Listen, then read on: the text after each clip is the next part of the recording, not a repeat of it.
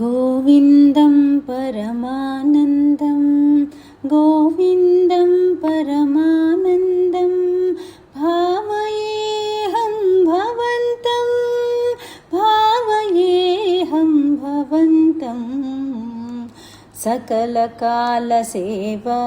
परवश सप्तगिरीश सर्वेश श्रीमो वेङ्कटेश चिरचिरेश श्रीनिवास गोविन्दं परमानन्दं गोविन्दं परमानन्दं भावयेऽहं भवन्तं भावयेऽहं भवन्तं सुलितनवनीतहारति सहित सुप्रभात सेवा परा आकाश गंगा जलधार रम्याभिषेक रसाकरा रमणीय गंध मगंध सुंदर तोमाल सेवा मधुकर ಒಲವೋ ಸಹಸ್ರರಾಮಾಂಜನ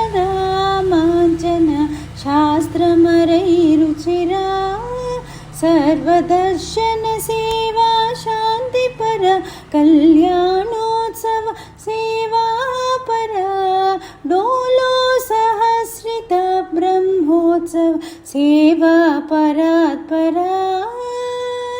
सकलकालसेवा परवश सप्तगिरीश सर्वेश श्रीमो वेङ्कटेश चिरचिरेश श्रीनिवास गोविन्दं परमानन्दं गोविन्दं परमानन्दं भावयेऽहं भवन्तं भावयेऽहं भवन्तं वसन्तोत्सव सहस्र दीपालङ्कार शुचिरुचिलिप्ता निरवध्य कृत्य निखिल नैवेद्य सेवा संतृप्ता एकान्त सेवा राजिता मुक्त्यालहारति विराजिता निरुपमान नित्योत्सव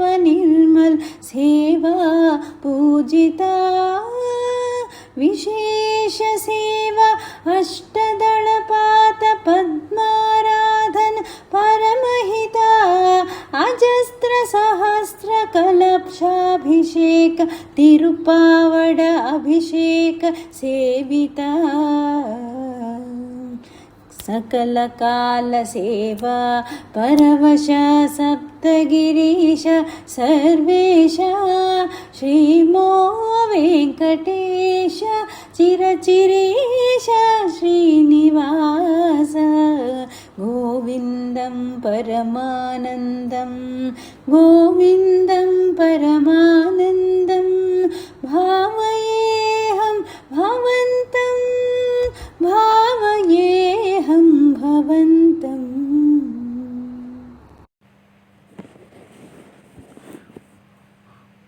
வானவர் தங்கள் சிந்தை போல் என் நெஞ்சமே இனிது வந்து மாதவ மாணவர் தங்கள் சிந்தை அமர்ந்து நின்ற எந்தை காணவர் இடுகாரகிற்குகை ஓங்கு வேங்கடம் மேவி மான்குரல் ஆன அந்தனர்க்கின்று அடிமை தொழில் பூண்டாயே.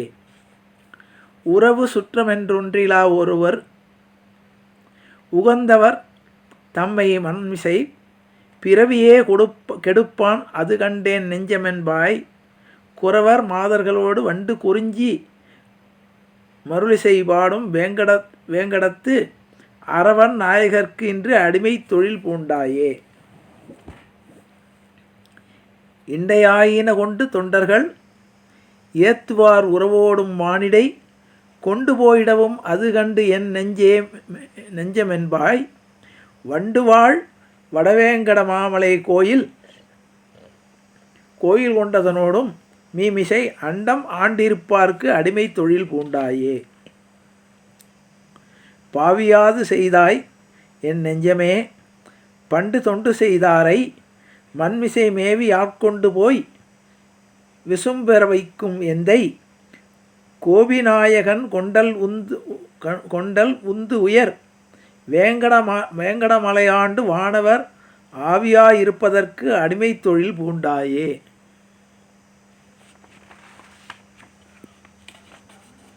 பொங்கு போதியும் பிண்டியும் உடை புத்தர் நோன்பிலா பள்ளியுரை தங்கள் தேவரும் தாங்களும் நெஞ்சன்பாய் எங்கும் வானவர் தானவர் நிறைந்தேத்தும் வேங்கடம் மேவி நின்றருள் அங்கன் நாயகர்க்கென்று அடிமை தொழில் பூண்டாயே.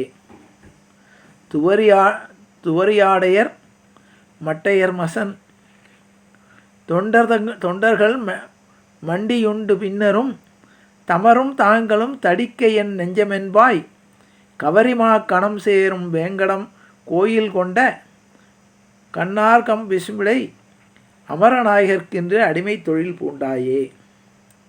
தருக்கினால் சமன் செய்து சோறு தன் தயிரினால் திரளைமிடற்றிடை நெருக்குவார் அலக்கண் அது கண்டன் நெஞ்சமென்பாய் மருட்கள் வண்டுகள் பாடும் வேங்கடம் கோயில் கொண்டு அதனோடும் வானிடை அருக்கன் மேவி பார்க்கு அடிமை தொழில் பூண்டாயே. சேயன் அணியன் சிறியன் பெரியன் என்பதும் சிலர் பேச கேட்டிருந்தே என் நெஞ்சமென்பாய் எனக்கொன்று சொல்லாதே.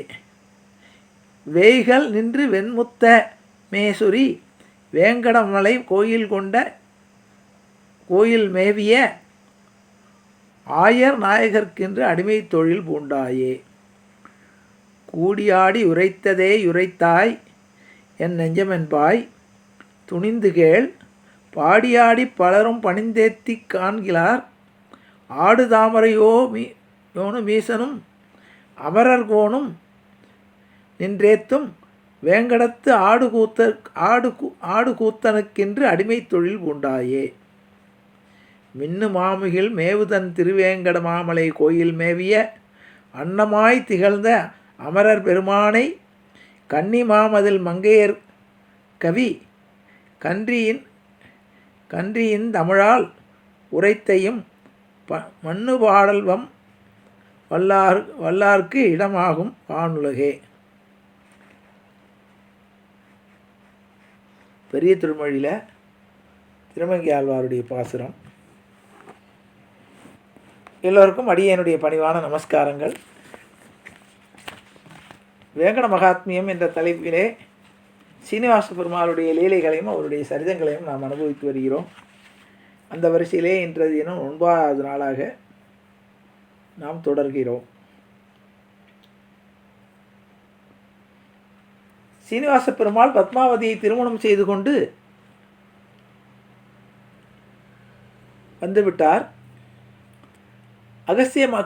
கீழ் திருப்பதியிலே அகஸ்திய மாமுனிவருடைய ஆசிரமத்திலே தங்குகிறார். அகஸ்திய முனிவர் சொல்கிறார், நீ உன்னுடைய இடத்துக்கு இப்போதைக்கு போகக்கூடாது, உனக்கு என்ன திருமணமானதுனால நீ 6 மாதத்துக்கு மலை ஏறக்கூடாது, ஆகவே என்னுடைய ஆசிரமத்திலேயே 6 மாதத்துக்கு இருந்து விட்டு பின்னர் போய் கொள்ளலாம் என்றார். அங்கேயே சரி என்று இருவரும் அகஸ்திய மஹர்ஷியினுடைய ஆசிரமத்திலே இருக்கிறார்கள்.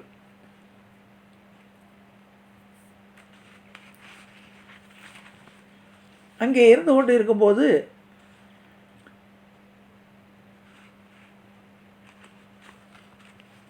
உடனே இதை சொன்ன உடனே எல்லாரும் பிரம்மா சிவன் மற்ற தேவர்களெல்லாம் அவர்கள் யதாஸ்தானத்துக்கு போய்விட்டார்கள். ஒரு நாள் நாராயணபுரத்திலிருந்து ராஜசேவகன் அகஸ்தியரின் ஆசிரமத்திற்கு வந்து பத்மாவதி சீனிவாசனை நமஸ்கரித்து மிகவும் விசனத்துடன், சுவாமி, மகாராஜா ஆகாசராஜன் திடீரென நோய்வாய்ப்பட்டிருக்கிறார், அவர் மிகவும் ஆபத்தான நிலையில் இருக்கிறார், ஆகவே உங்கள் இருவரையும் பார்க்க ஆசைப்படுகிறார், தயவு செய்து வர வேண்டும் என்றும் பத்மாவதி சீனிவாசன் அகஸ்திய முனிவருடன் துரிதமாக நாராயணபுரத்தை அடைந்தார். அங்கே ஆகாசராஜன் நினைவிழந்து படுத்திருக்கிறார். அருகில் சென்று சீனிவாசன் ஆகாசராஜனை கூப்பிட்டார். பத்மாவதியானவள் தன்னுடைய தாயை கட்டிக்கொண்டு அழத் தொடங்கினாள். ஆகாசராஜன் கண் திறந்து பத்மாவதி மற்ற சீனிவாசனை பார்த்து, கோவிந்தா, வாசுதேவா, ஜெகநாதா, பரந்தாமா, எனக்கு கடைசி காலம் நெருங்கிவிட்டது. உன்னை பார்த்ததும் என்னுடைய ஜென்மமானது சாபல்யம் அடைந்து விட்டது. எனக்கு ஒரு குறையும் இல்லை. ஆனால் என் மகன் வசுதானன் மற்றும் தம்பி தொண்டமான் உலகை அறியாதவர்கள். ஏன்னா நான் தான் பொறுப்பெல்லாம் பார்த்து கொண்டு இருந்தேன். அதனால் அவர்களுக்கு இந்த ராஜ்ய பரிபாலனமோ இதை பற்றி தெரியாது. ஆகவே அவர்களை காப்பாற்ற வேண்டிய பொறுப்பு உன்னுடையது என்று சொல்லி மகளை பார்த்து, பத்மாவதி, நீ உலக மாதா, ஜெகன் மாதா, உனக்கும் எனக்கும் இருந்த கடமைகள் என்னுடைய இதெல்லாம் முடிந்து விட்டது. ஆகவே நீங்கள் இனிமேல் சுகமாக இருங்கள் என்று சொல்லி கண்களை மூடிவிட்டார். அனைவரும் கண்ணீர் விட்டு அழுதனர். ஆகாசராஜனுடன் அவருடைய மனைவியாகிய தரணி தேவி உடன்கட்டை ஏறிவிட்டாள். எல்லா கிரிகைகள் எல்லாம் முடிந்த பிறகு பத்மாவதி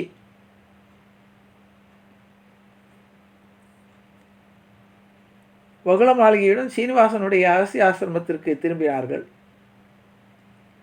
கொஞ்ச நாள் ஆனது. சீனிவாசனும் பத்மாவதியும் வகுள மாளிகை ஆகியோர் அகஸ்தியனுடைய ஆசிரமத்திலேயே தங்கி வாழ்ந்தனர். ஆகாசராஜன் மரணமடைந்த பிறகு அவருடைய பிள்ளையாளாகிய வசுதானன் மற்றும் தொண்டைமானும் தன்னுடைய அந்த ராஜ்யத்துக்காக சண்டை போட ஆரம்பித்தார்கள். வசுதானன் நான் மகன் என்பதால் எனக்கே அந்த அரசு உரிமை உண்டு என்று சொன்னான். தொண்டைமானானவன், அதாவது சித்தப்பா, பித்திருராஜ்யமானது தம்பிக்குத்தான் சொந்தம் என்று வாதாடி இருவரும் சேனைகளை சேகரித்து கொண்டு அகஸ்தியர் ஆசிரமம் சென்று சீனிவாசனை நீங்கள் எனக்கு உதவி புரிய வேண்டும் என்று கேட்டார்கள். அவருக்கு மரியாதை செய்து, நீங்கள் இருவரும் என்னை போரில் உதவி புரியும்படி கேட்கிறீர்கள். ஏற்கனவே கிருஷ்ணாவதாரத்தில் அப்படி தான் துரியோதனனும் அர்ஜுனனும் வந்து கேட்பாங்க. இப்போ அதே நிலைமை.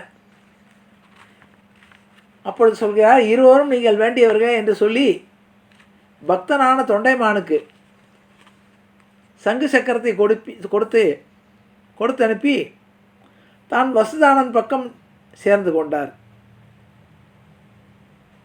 இதுவும் கிட்டத்தட்ட மகாபாரதம் மாதிரி தான். வசுதானன் யாருன்னா மைத்துனன். அங்கேயும் அதே மாதிரி அர்ஜுனன் பக்கம் சேர்ந்துட்டார்.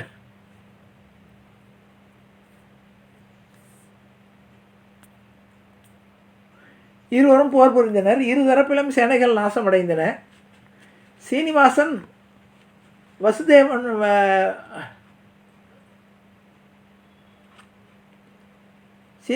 யுத்தம் செய்து கொண்டிருந்தார்.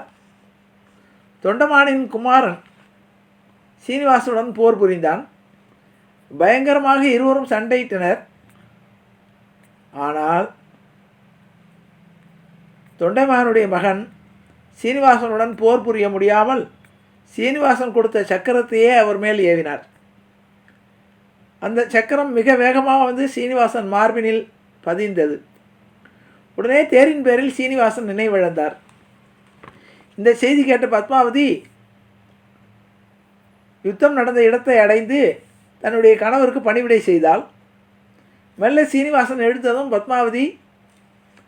பத்மாவதியானவள், நாதா, இருவரும் நமக்கு சமமானவர்களாதலால் இவர்களை போர் புரிய விடாமல் நீ இவர்களை சமாதானப்படுத்த வேண்டும் என்று வேண்டினாள். ஏன்னா ஒரு பக்கம் தன்னுடைய சகோதரன், இன்னொரு பக்கம் சித்தப்பா. தொண்டமான் வசுதாளர்களை வரவழைத்து இருவருக்கும் உடன்படிக்கையை ஏற்படுத்தி ராஜ்யத்தை சமபங்காக பங்கிட்டு கொடுத்தார். இருவரும் ஆனந்தமாக சீனிவாசன் சொல்லிற்கு இணங்கி பகிர்ந்து கொண்டு ஒன்று சேர்ந்து ராஜ்ய பரிபாலனம் செய்யலானார்கள். 6 மாதம் முடிந்தாகிவிட்டது. அகஸ்திய முனிவரிடம் விடைபெற்று சீனிவாசன் பத்மாவதி வகுள மாளிகையுடன் அவருடைய இருப்பிடமான சேஷாச்சலம் போனார். ஒரு நன்னாளில் தொண்டமானை கூப்பிட்டார். நீ பூர்வ ஜென்மத்தில் ரங்கதாசன் என்னும் பக்தன். அப்போதிருந்து ஸ்ரீயின் பேரில் உனக்கு மோகம் இருந்ததால் இந்த ஜென்மத்தில் மகாராஜாவாக உன்னை செய்துள்ளேன். உனக்கும் எனக்கும் உறவு நேர்ந்திருக்கிறது. நான் இந்த சேஷாச்சலத்திலேயே கலியுகம் முடியும் வரை நித்தியவாசம் செய்ய வேண்டும் என்று சங்கல்பித்துள்ளேன். ஆகையால் நீ எனக்கு இங்கே ஒரு கோயில் கட்டி தர வேண்டும். ஸ்ரீ பூவராகி சுவாமியானவர் எனக்கு கொஞ்சம் இடம் கொடுத்திருக்கிறார். ஆகவே அந்த புஷ்கரணியின் பக்கத்திலே எனக்கு இடம் கொடுத்திருக்கிறார். அங்கே எனக்கு ஒரு கோயில் கட்டி தர வேண்டும் என்றார். சீனிவாசன் திருவாய் மலர்ந்தருள் இதை கேட்ட தொண்டமான், மகானுபாவனே, தங்கள் இஷ்டப்படியே நான் கோயில் கட்டி தருகிறேன் என்று விடைபெற்று சென்று விஸ்வகர்மாவை வரவழைத்து அடிக்கல் நாட்டி வைத்தார். மிக்க சீக்கிரத்திலேயே அறைகள், மண்டபங்கள், கர்ப்பகிரகங்கள், மூலஸ்தானம், யாகசாலை, கஜசாலை, அஸ்வசாலை, பொற்றாமரை குளம், பிரகாரங்கள், கோபுரங்கள், விமானங்கள், வாகன மண்டபம், துவஜஸ்தம்பம் முதலிய எல்லாமான இடங்களையும் மிகவும் நல்ல முறையில் நன்றாக கட்டி முடித்தார். பிறகு தொண்டமான் சீனிவாசனிடம், சுவாமி தேவதேவா, தங்கள் விருப்பப்படியே ஆலய நிர்மாணம் செய்துள்ளேன் என்று விண்ணப்பித்தார்.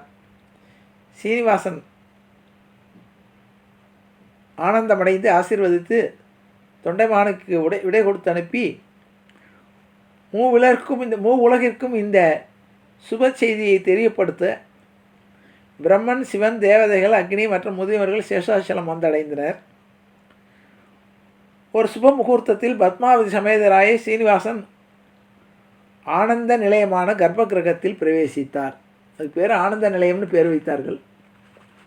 தொண்டமானானவர் சேஷாச்சலம் வந்தவர்களுக்கெல்லாம் விருந்து செய்து தட்சிணை தாம்பூலாதிகள் கொடுத்து உபசரித்து விடை கொடுத்து அனுப்பினார். சீனிவாசன் தொண்டமான் நிர்ணயித்த கோயிலில் பிரவேசித்த பிறகு பிரம்மன் தானே வந்து 2 அகண்ட ஜோதிகளை ஏற்றி வைத்து, இந்த ஜோதிகள் கலியுகம் முடியும் வரை ஜொலிக்க வேண்டும் என்று பிரமாணம் செய்து சீனிவாசனை பார்த்து, பரமாத்மா புண்ணியகீர்த்தி, உனக்கு உற்சவம் நடத்த வேண்டும் என்று ஆசைப்படுகிறேன் என்றார். அதுக்கு சீனிவாசன், உன் கோரிக்கையை தட்டமாட்டேன் எனவும், பிரம்மன் உன்னை சேவிக்க வருபவர்களுக்கு ஆயுள் ஆரோக்கியதைகளை தந்து காப்பாற்ற வேண்டும் என்று வரம் தாருங்கள் என்றார். அதற்கு சீனிவாசனும், நான் அப்படியே செய்கிறேன் என்று அபயமளித்தார். பிரம்மதேவன் தொண்டமானை வரவழைத்து ஸ்ரீ விஷ்ணுவின் பிரம்மோத்சவத்திற்கு வேண்டிய வாகனங்களை தயார் செய்துவை எனவும், அரசனும் விஸ்வகர்மாவை அழைத்து துவஜம், முத்துப்பந்தல், சர்வபூபாலம், ஹம்ச, கருட, கஜ, கல்பவிருஷம், ஹனுமந்த அஸ்வம் முதலிய வாகனங்களும் சூரிய சந்திர பிரபைகளையும் செய்வித்தான். அழகான ரதமும் செய்து வைத்தான். பிரம்மனே வீதிகளில் வாகனோத்சவம் செய்வித்தார். இந்த உற்சவத்தில் கர்நாடக, காம்போஜ, கோல, ஆந்திர, திராவிட, வங்க, கலிங்க, மகாராஷ்டிர முதலான தேசங்களிலிருந்து ராஜா மகாராஜாக்களும் வந்து லட்சக்கணக்கான பக்த ஜனங்களும் பங்கு கொண்டனர். பிரம்மாவினால் நடத்தப்பட்ட உற்சவமாகையினால் இதற்கு பிரம்மோற்சவம் என்று பெயர் வைத்தனர். பிரதி வருடம்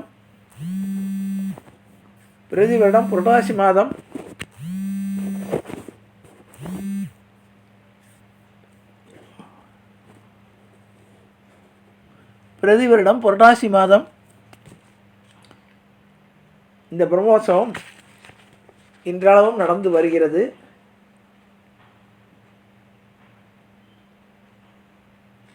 என்று கூறி அத்தோடு நிறைவு செய்கிறேன். जानकी कांत स्मरणे जय जय राम राम सद्गुरु महाराज की जय आंजनेय मूर्ति की जय அறியாத பிள்ளைகளோம் அன்பினால் உந்தன்னை சிறுபேரழைத்தனம் சீரியல்லாத இறைவான் இதாராய் பறையலுறம்பாவாய் எற்றைக்கும் ஏழேல் பிறவிக்கும் உந்தன்னோடு உற்றோமே ஆவோம் உனக்கே நாம் ஆட்செய்வோம் மற்ற நம் காமங்கள் மாற்றேலோ ரம்பாவாய் செங்கந்திருமுகத்து செல்வத் திருமாலால் எங்கும் திருவருள் பெற்று என்பது ரம்பாவாய் ஹரே ராம ராம ராம ஹரே ஹரே ஹரே கிருஷ்ண கிருஷ்ண கிருஷ்ண ஹரே ஹரே கோவிந்த நாம சங்கீர்த்தனம் கோவிந்தா ஹரி கோவிந்தா.